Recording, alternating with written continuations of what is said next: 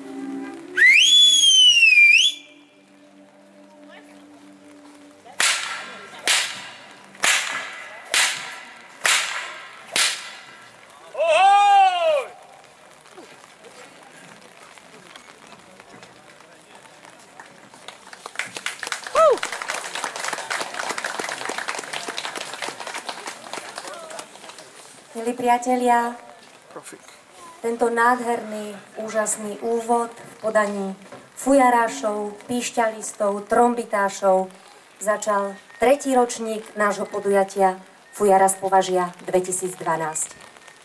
Tak ako tu stoja za mnou, budete mať možnosť ich vidieť počas celého dnešného popoludnia. Ani dnešný ročník sa nevymyká z tradície, pretože sa koná pod záštitou pána prezidenta Slovenskej republiky, pána Ivana Gašparoviča. Dovoľte mi, aby som v našich priestoroch privítala z kancelárie prezidenta Slovenskej republiky pána inžiniera Stanislava Lišku, hlavného radcu, so svojou pani manželkou. Pretože aj on je priateľom folklóru, dobrej hudby, presne tak ako aj vy. Čím je Fujara z Považia? Obrazovou, zvukovou, aj chuťovou vizitkou tohto kraja a ľudí v ňom. Pozitívnym testom pokrvnej príbuznosti s folklórom, veselým výletom v čase, blízkym stretnutím tretieho druhu, samozrejme na slovenský spôsob, zázračným, bezdrôtovým spojením s minulosťou a tradíciami, víkendovým dňom, počas ktorého všetci vyhrávajú, prehrá len ten, kto sem nepríde. Aj napriek tomuto nepriaznivému počasiu, ale tiež treťou zhudobnenou modlitbou desiatok účinkujúcich a organizátorov za pekné počasie a vašu priazeň. Vítajte teda u nás v Humne, vo farebnej krajine folklóru a cíťte sa tu dobre. Nech sa páči, páni.